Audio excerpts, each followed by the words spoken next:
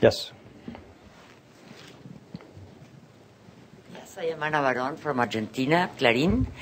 I just wanted to know, there is in the framework here in the communique, point 9, that says that the fund should closely consult with the G20 countries on the assessment of their economies. So Argentina, as you know, they don't have an agreement in this moment with the fund, and they don't have a consultation process on the Article 4. So I was wondering if everybody's hoping that in a moment we will have one, and that then they will comply with this point 9. That is an excellent question, but I want to leave it to the managing director of the IMF and my colleagues from Argentina to respond. Yes.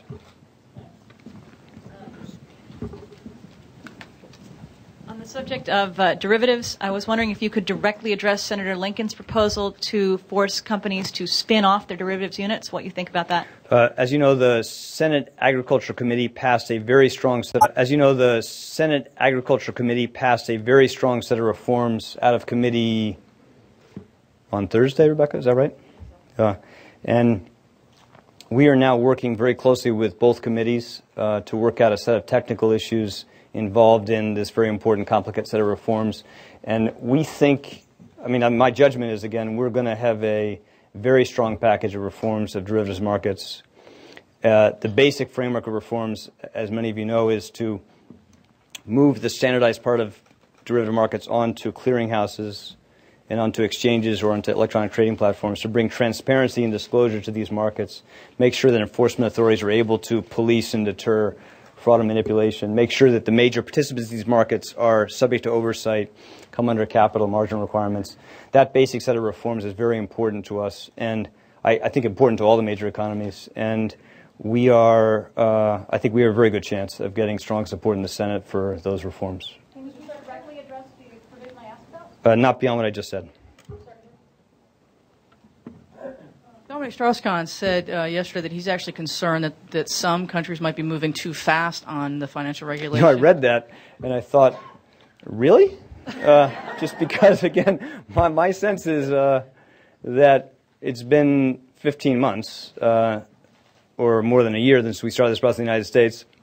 We're not moving with excessive haste. We're very close, though, and I think it's important. Again, I spent a lot of time with people around the world involved in similar efforts, and I think the world would like to see the U.S. move and act again. And I think the world has a huge interest in seeing the U.S. act very forcefully to put in place this framework of reforms. So I think, well, I'll say it this way, we're going to move, and we believe, I'm quite confident you'll see the world move with us to replicate or to put in place or to follow with a similar set of broad reforms to capital, leverage requirements, bring transparency and oversight to these markets, et cetera. I take it you didn't mention that to you directly. No, but we talk all the time, and I think actually the IMF is very supportive, as they should be, of the broad direction of these reforms.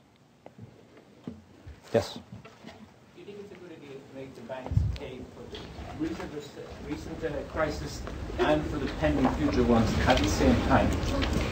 That's an excellent question, and I would answer it this way.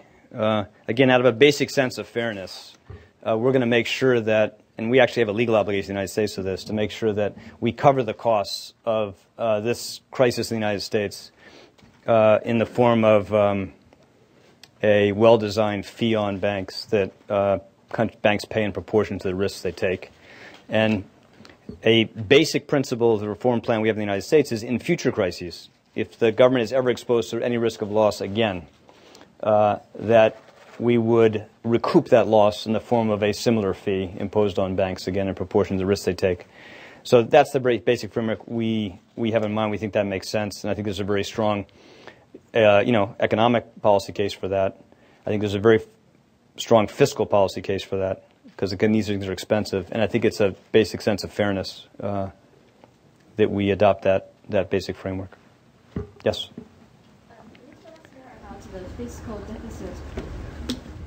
My name is Ming Xiong. I'm with the 21st Century Business Herald China. Can you tell us more about how how U.S. plan to address the fiscal deficit problem? I noticed in the World Economic Outlook, they propose actually by 2011, the developed countries should start to do it. I wonder if you have a timeline for this question. Again, it's going to depend a little bit on where the recovery is around the world, and it's going to be sort of different in different countries. But in the United States, we're going to move next year to start to bring down our deficits quite substantially over time.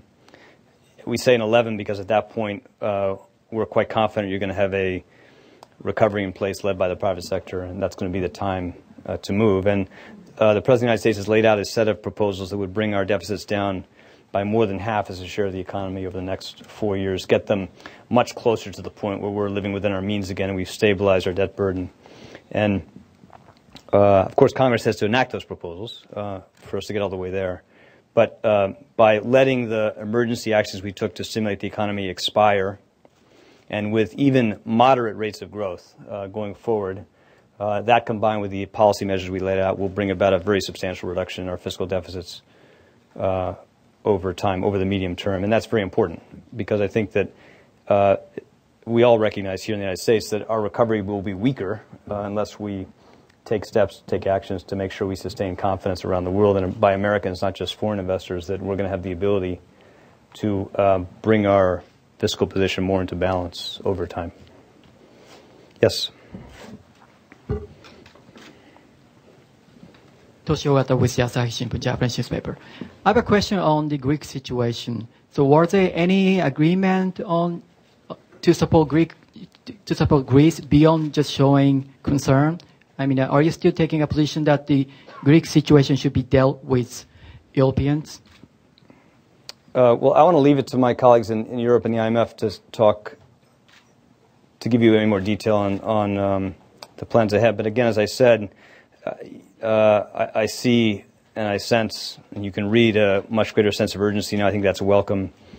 And based on what I heard, I think they're going to move more quickly now to put in place the very important thing, which is a strong package of reforms backed by a strong package of substantial financial support. I think I need to leave you. One more question? Yes. Mr. Secretary, could you elaborate a little bit more how's the Treasury Department is going to follow up on the RMB issue after this week's meeting and also after June's meeting in Canada? No. Yeah, I can't. Again, as I said, this is China's choice, and I'll leave it there. Nice to see you all. Thank you.